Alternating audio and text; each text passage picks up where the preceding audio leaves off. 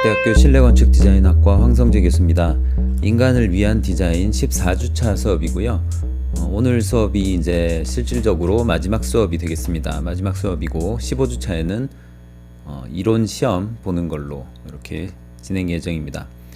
그래서 우리가 요 세상에서 가장 친절한 건축 디자인 교과서 이용해서 요 책 이용해서 수업 진행하고 있고요. 뭐 당연히 이 출판사가 다빈치라는 회사고요. 회사하고 원작자에게 뭐 스폰을 받거나 그런 건 없어요. 그러나 책이 이제 좋아서 하나 구매하시면 좋겠고요. 이 건축 디자인 교과서를 13주차까지 해서 처음부터 끝까지 다 설명을 완료를 했잖아요. 그래서 오늘은 3차 시수 정도 시간이 되기 때문에 다른 부분 새로 뭐 소개하는 것보다는 요 이제 한 학기 동안 공부했던 내용들을 좀 전체적으로 정리를 해서 리뷰하는 방식으로 진행할까 합니다. 그래서 3차 시수기 때문에 이렇게 해서 여기까지 하나, 둘, 그 다음에 이렇게 3차 시수 대략 요 정도로 나눠서 진행을 하면 좋겠어요. 그래서 일단 1장 건축 디자인이고요. 목차를 먼저 좀 이제 목차 구조를 이해를 하시면 사실은 전체 책의 구조를 이해하기가 쉽습니다. 그리고 목차를 먼저 본 다음에 거기에 따라서 필요에 의해서 찾아가는 방식으로 공부를 하는 것도 좋고요. 그게 이제 뭐 요즘에 말하는 그 하이퍼텍스트의 개념이죠. 그래서 특정 관심이 있는 분야를 계속 파고 들어가서 보는 정보를 찾는 방식들이 하이퍼텍스트고요. 그게 이제 기존의 책에서는 목차로 이루어져 있습니다. 그런데 이제 뭐 소설이나 이런 어떤 약간의 그 흥미 위주의 책들은 처음부터 그냥 쭉 읽으면 되죠. 특별히 뭐 목차가 의미가 있을까 하는데 이런 어떤 이제 그 교육적인 측면에서 그 다음에 특별한 정보 그 다음에 공부를 할 때는 이렇게 목차를 좀 주지를 하시고 보시면 전체 구조를 더 빨리 파악할 수 있어요. 그래서 건축 디자인이고 건축 디자인이란 무엇인가, 그 다음에 7인의 거장, 그 다음에 건축 공정. 건축 공정이라 하면 뭐 건축주, 건축가, 뭐 또 뭐 시공자 이렇게 여러 가지 입장들이 있잖아요. 그 입장들에 따라서 어떻게 프로세스 되는지. 그 다음에 근대 건축 5원칙. 그래서 르꼬르비제를 모르면 건축을 잘 모른다라고 이야기할 수 있을 정도로 많이 언급이 되는 사람이니까 여러분들이 조금 이제 이름을 알았으면 좋겠고요. 그 다음에 사물과 공간의 형태. 형태라는 게 점, 선, 면, 볼륨으로 돼 있고, 그 다음에 인간이 생각하는 공간의 형태, 크기, 규모, 색빛, 텍스처, 그 다음에 장프루베어, 시트로엥, ECV. 3장 거장들의 가구 인테리어. 가구 인테리어가 공간의 질을 결정한다. 공간을 분할하는 라이트의 가구 인테리어. 가구로 용도를 결정하는 미스 공간 구성. 미스 공간은 항상 대부분 다 비어 있죠. 그래서 거기다가 어떤 가구를 놓냐에 따라서 그 공간의 성격들이 많이 바뀝니다. 그 다음에 뭐 뒤에 가서 또 설명할 거니까요. 그래서 이제 거장들, 그러니까 여기서 처음에 건축이 어떤 과정을 통해서 지어지는가를 먼저 이야기를 했고요. 그 중에 건축가가 어떤 역할을 하는지, 그 다음에 건축주가, 그 다음에 시공자가 어떻게 하는지를 설명을 했으면 우리는 건축 디자인, 그 다음에 건축가에 대해서 초점을 맞춰야겠죠.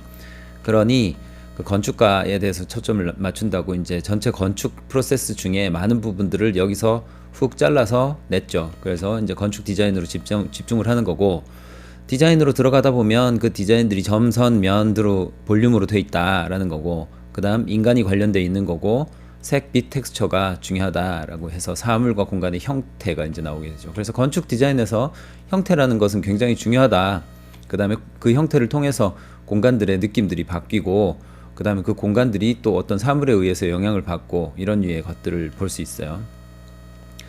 그 다음에 이제 공부를 시작을 하자면 단순하게 어떤 점선, 면, 형태만 가지고 계속 이야기를 할 수 없잖아요. 어떤 예제나 기존의 건축계가 발전시켜온 업적들이 필요하죠. 그래서 그 유산들을 공부를 하려면 그 유산들을 만들어낸 거장들에 대해서 알 수밖에 없겠죠. 그래서 그 사람들이 건축만 한 게 아니라 가구랑 인테리어를 다 했단 말이에요. 그러니까 이제 여기 이런 류의 표현들이 이제 들어가는 거고요.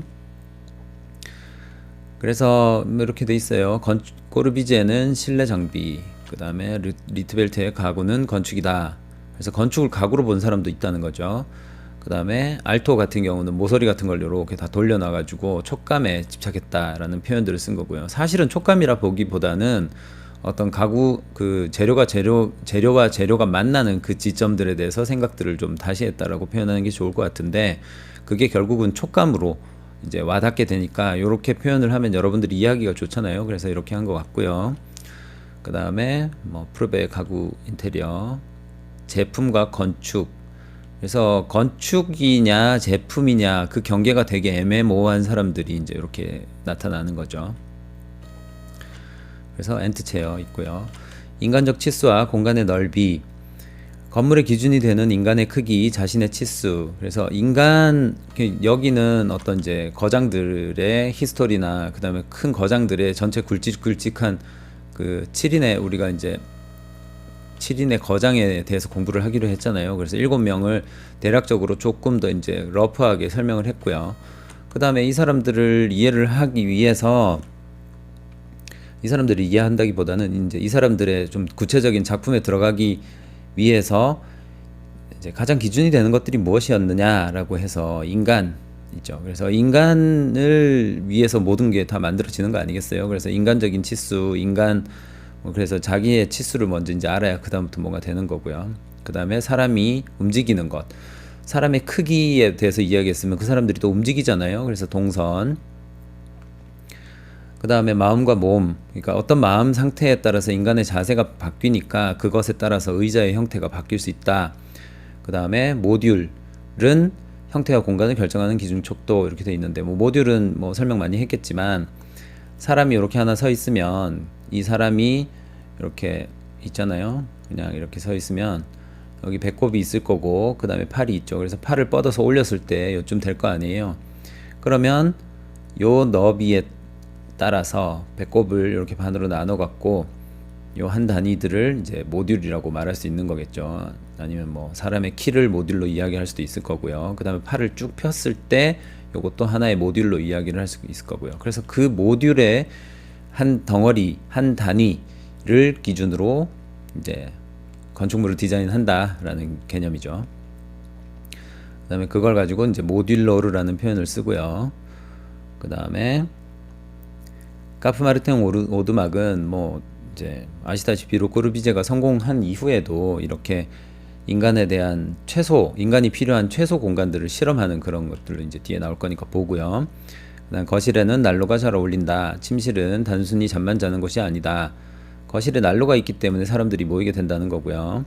그 다음에 부엌은 작업성과 기능성을 갖춰야 된다. 이야기했지만 부엌은 정말 엄청나게 기능적인 공간이라고 할 수 있겠죠. 욕실과 화장실은 안락하고 편안한 느낌이 중요하다. 아래 위층을 잇는 계단과 경사로 리트벨트 가구 디자인 출발하다.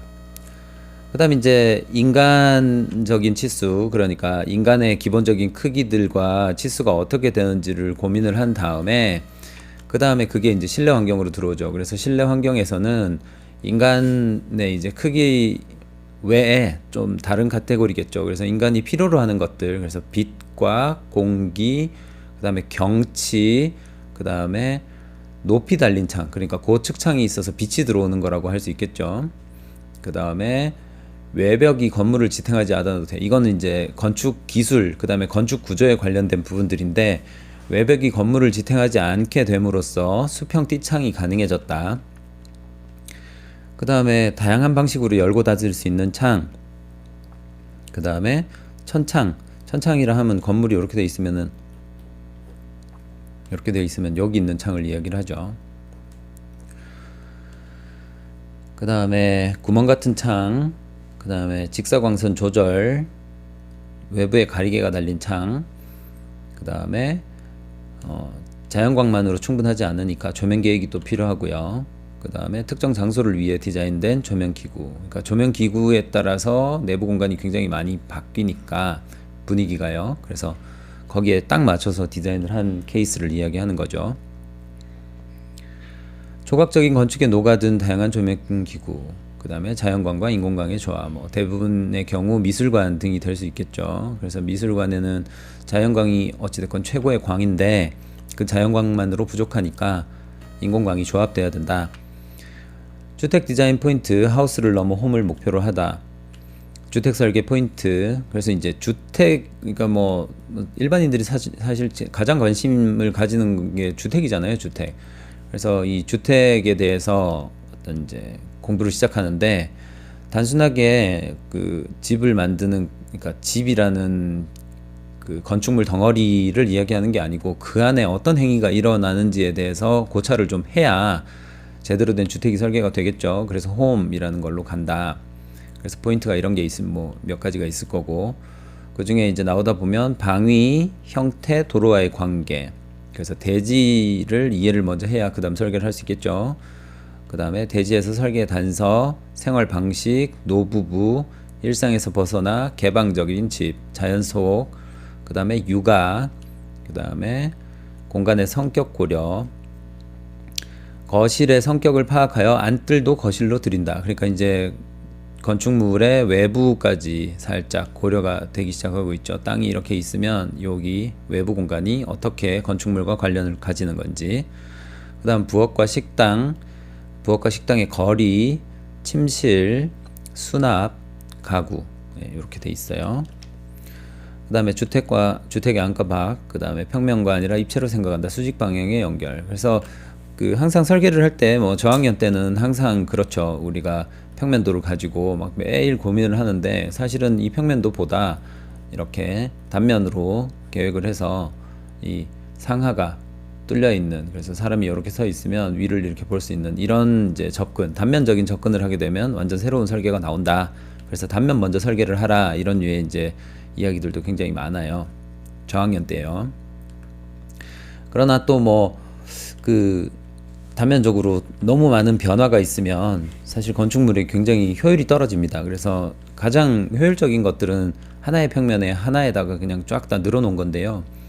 그게 최근에 이제 도심지에 뭐 건축물의 규모가 굉장히 커지기 때문에 건물이 옆으로 너무 이렇게 넓어지면은 여기서부터 여기까지 가는데 막 100m가 이렇게 되니까 이제 점점 힘들어지잖아요. 그런 경우는 차라리 이렇게 해서 2층으로 쌓아가지고 여기서부터 여기 거리를 가깝게 만드는 방법도 있겠죠. 그래서 이제 그건 상황에 따라서 이제 고려를 해야 되겠어요.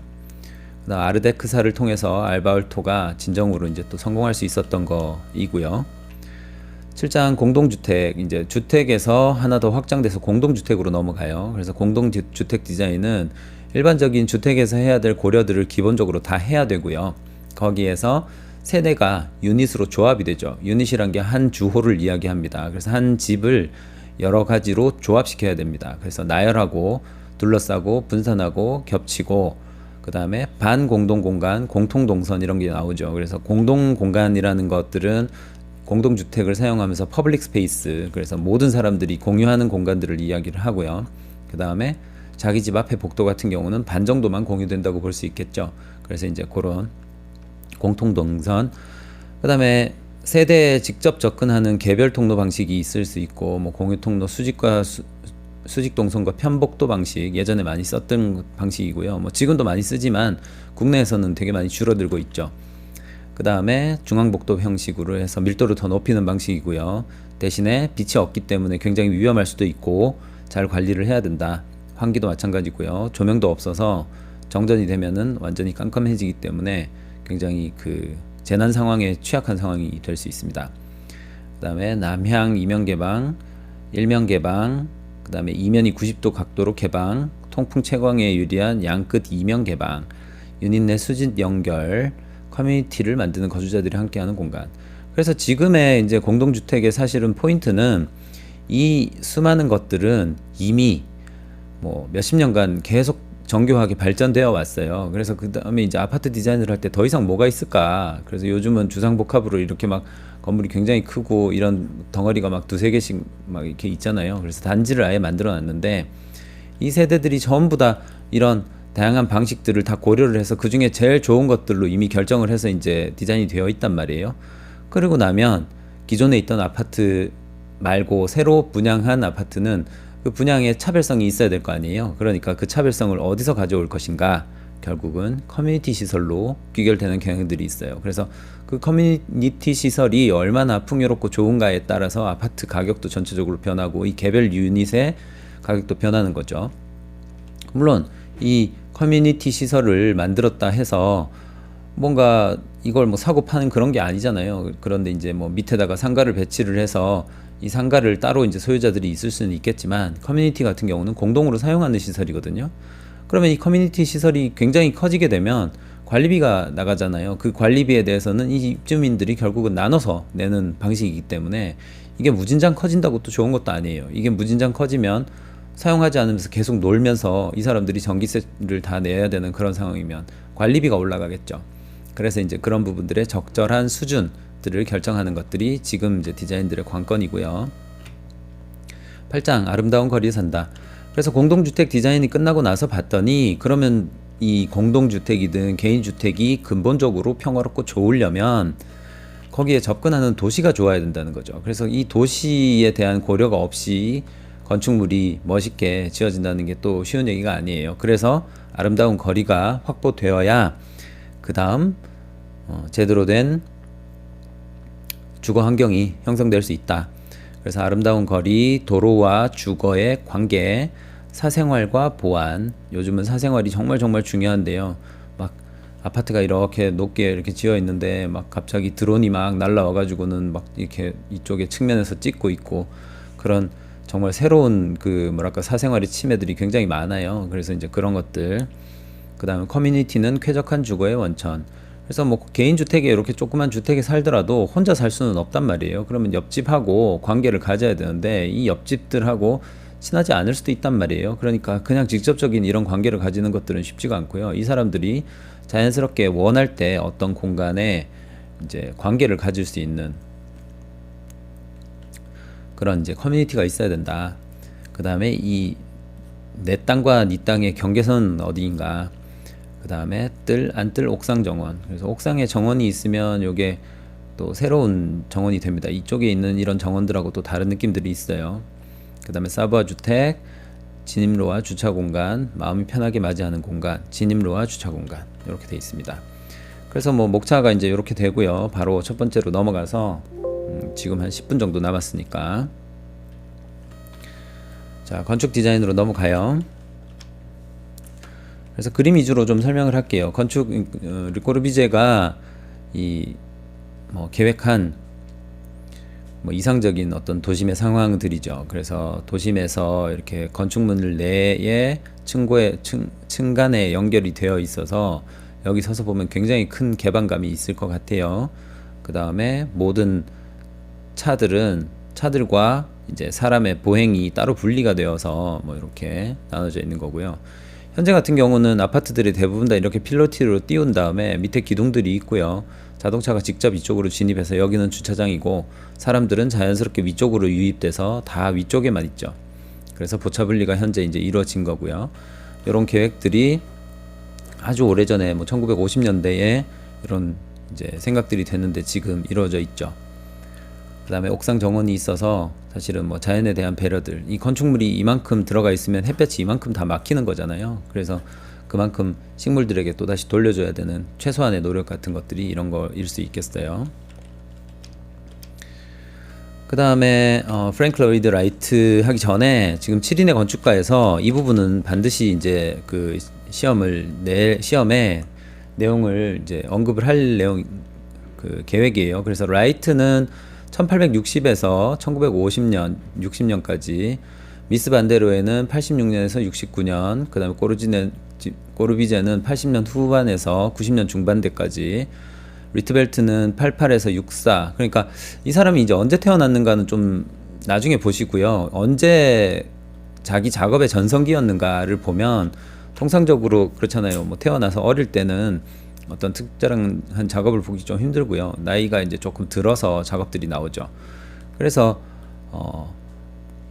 후반부를 조금 중심으로 보면 될 거예요. 그래서 프랭크 로이드 라이트의 전성기 시대가 요 정도 되는 거예요. 그러면 1900에서 1940년, 그 다음에 미스 반데로에가 1930에서 1950년 이쯤 되는 거고요. 그 다음에 꼬르비제가 전성기가 1920에서 1960년대까지. 그 다음에 리트벨트가 8864인데 슈레드하우스가 제일 정점이죠. 그래서 1920년대. 그 다음에 알바 알토가 브레멘 아파트 하우스 1960년대. 그 다음에 프루베가 낭시 자택 1950년대, 그다음에 야콥센 미래의 집 뭐 이렇게 돼 있어요. 그래서 이제 요 일단 이름부터 해서 라이트, 미스 반데로에, 르꼬르비제, 리트벨트, 알토, 장프루베, 뭐 야콥센 이렇게 돼 있죠. 그래서 좀 잘 봐주시고, 프랭크 로이드 라이트의 대표 작품 중에 대표 가구 중에 로비체어 있어서 이 로비체어 뒷부분이 공간을 분리해 준다. 그래서 선탑 홈즈 만자 형태로 커뮤니티 하우스를 이렇게 공유할 수 있는 주택들, 러비하우스, 그 다음 미스 반데로에는 바르셀로나 체어, 판스워스 하우스, 미스 반데로에, 그래서 이렇게 돼 있어요. 그래서 그림 위주로 좀 봅시다. 그 다음에 유니테타 비타시옹, 그리고 꼬르비제, 아까 그 이상 도시를 말할 때 필로티로 띄워져 있는 건축물이 요거예요. 그래서 유니테타 비타시옹이 1952년이고요. 이런 데서 이렇게 전망을 볼 수 있을 거고, 뭐 수백 번 나왔던 지금 이제 사부아 주택 31년입니다. 그래서 근대 건축의 5원칙, 필로티, 자유로운 정면, 평면, 긴창, 옥상 정원, LC4 쉐즈롱. 에라스무스란 공동주택, 게리 토마트 리트벨트, 레드블루 체어 1923년이고요. 슈레더 하우스 24년입니다. 그래서 이 건축물을 거의 뭐 가구처럼 만들어 놨죠. 그 다음에 장프루베는 현대적인 어떤 자동차 디자인의 개념, 그래서 제품 디자인이 그 건축으로 옮아가는 듯한 느낌. 그래서 스탠다드 체어 1950년이고 지금도 많이 보이는 의자입니다. 그 다음 낭시 자택, 차가 올라갈 수 없는 경사면 대지에다가 인테리어를 구성하는 가구나 조명까지 해서 집을 완성을 직접 디자인해서 제작을 했어요. 알바 알토, 아르데크사와 함께 이제 제품화 시켜서 전 세계적인 유행을, 그리고 지금도 이런 디자인들이 굉장히 많이 있죠. 브레멘 아파트 하우스, 평면이 이렇게 돼서 비교적 균등한 이제 그 공간들을 제공을 하게 돼 있고요. 그 다음에 무라첼로 여름 별장 실험주택 1953년이고 아파트가 62년이에요. 그래서 뭐 밴딩 체어 아시죠? 이렇게 돼가지고 이렇게 된 거, 이런 의자, 스투르 의자 지금도 많이 있죠. 그 다음에 아르네 야콥센 1950년, 쇠올른 공동주택 에그체어 1958년, 아르네 야콥센 미래의 집 원형 평면으로 막 이렇게 돼 있어서 여기 주차장 있었던 거 기억나시죠? 건축 공정에서 디자인의 위치는 먼저 건축 설계를 건축주가 의뢰를 합니다. 그래서 의뢰를 하고 나면 건축주가 의뢰를 하면 기본 설계를 하고 실시 설계하고, 그 다음에 이게 견적으로 돈이 얼마 드는지 계산하고, 그 다음에 실제 공사하는 사람하고 계약을 해서 착공을 하고, 그 다음에 다 지어지고 나면 그걸 준공 검사합니다. 그래서 건축가는 설계 의뢰를 받고요. 그 다음에 기본 설계를 하고 실시 설계하고, 그 다음에 견적 산출까지를 해요. 그 다음에 공사업자를 선정할 수 있게 관련 도서들을 건축주한테 줘요. 건축주한테 주면, 이게 지금 건축가구나. 그럼 건축주한테 주면 건축주가 공사업자를 다시 선정을 하고요. 그래서 공사 계약을 하고 실제 짓고 나면 다시 준공검사할 때 이 설계자가 가서 이게 실제로 제대로 지어졌는지 확인하고, 이런 과정들이 있고, 그 다음 인도가 되게 됩니다. 근대 건축 원칙은 또 뭐 무조건 시험에 나오겠죠. 자유로운 평면, 수평 연속창, 필러티, 옥상 정원, 자유로운 파사드 정면. 그래서 도미노 시스템을 통해서 지금 현대 모든 건축물들이 이렇게 돼 있죠. 그래서 평면도를 이렇게 판판이 올려놓고 계단으로 연결하는 방식. 그 다음에 이 기둥들이 구조체를 차지하기 때문에 인면을 어떻게 붙이더라도 건축물이 달라지는데, 기능적으로는 별로 문제가 없게 그렇게 만들었겠죠. 그 다음에 형태의 기본은 점, 선, 면, 볼륨으로 되어 있습니다. 그래서 점들이 있고 뭐 선들이 있고 하는데, 요런 면들이 구성이 되고 나면 걔가 입체로 올라가고, 그 다음에 이제 건축물이 되는 그런 방식이에요. 인간이 생각하는 형태 크기 규모, 그래서 사람의 크기를 뭐 2260, 그 다음에 키를 183, 그 다음에 배꼽을 113으로 보고요. 그래서 난간 높이, 그 다음에 창의 높낮이가 되는 기본적인 이 중심, 이렇게 이건 눈높이, 그 다음에 천장의 높이가 되겠죠. 그래서 요걸 기준으로 디자인을 했다. 그래서 건축물이 인간적인 치수를 가져야 된다. 그 다음에 색빛 텍스처가 건축물의 견해를 결정한다. 롱샹 성당은 기본적으로 좀 알으셔야겠죠. 55년. 그래서 안에 들어가면 이렇게 빛이 막 쏟아집니다. 그래서 이런 이제 공간 내에서 여러 가지 행위가 있겠죠. 장프르베아 시트로엥, 거장들의 가구 인테리어. 그래서 살롱 도톤 1929년인데 르꼬르비제는 가구 디자이너인 샬로트 페리앙을 스태프로 참여시켜서 이런 공간들을 만들어서 이 공간 안에서 이런 가구들이 들어가니까 공간들이 이제 굉장히 많이 변하겠죠. 그래서 가구 인테리어가 공간의 질을 결정한다. 공간을 분할하는, 그래서 하이백 체어, 그 다음에 가구가 접히는 것들, 이런 것들이 있죠. 그 다음에 천장에 펜던트, 뭐 천장에 돔, 뭐 이런 것들이 있고요. 그 다음에 다 비어 있는데 여기다가 어떤 가구를 놓느냐에 따라서 공간이 바뀌는 거죠. 커피 탁자 1930년, 그 다음에 소파 베드, 미스터 어저스터블 쉐이즈 라운지 1930년, 투게나트 체어. 그래서 미스의 뭐 가구는 지금도 엄청나게 비싸다고 이야기를 했죠. 그 다음에 꼬르비제의 실내 장비, 이 실내를 구성하는 장비라는 표현을 쓰면서 굉장히 이제 접근들을 바꾸게 되는 겁니다. 그래서 LC7 스위블 체어, LC6 식탁, LC2 소파, 요거는 지금도 많죠. 그래서 비싼 공간에 가면 항상 꼬르비제 의자가 있고요. 카지에 스탕다르를 이용해서 이렇게 파티션으로 공간을 분해하는 방식들을 사용했습니다. 리트벨트는 가구는 곧 건축이다 해서 이 건축물이 진짜 가구 같죠. 그래서 다 연결을 했는데 이런 것들을 이렇게 쭉쭉 뽑아내면서 밀리터리 체어, 레드블루 체어 1923년 계속 나오죠. 펜던트 램프 1920년, 벨린 체어. 그래서 이 당시에 유행했던 그런 디자인들이나 미술사의 사조들과 거의 한 몸으로 돌아가고 있습니다. 촉감에 집착한 알토의 가구 인테리어 해서 이렇게 밴딩 되는 것들, 아르데크 1933년, 그 다음에 탁자, 그 다음에 문 손잡이, 그 다음에 아르데크 400, 요런 디자인은 지금도 많이 보이죠. 그 다음에 하이브 조명이고요. 그 다음에 볼프스부르크 교구 교회 가구의 조형이 건축에 적용되었다. 그래서 가구를 디자인하다 보면 이제 건축물도 이렇게 되어 있는 거죠.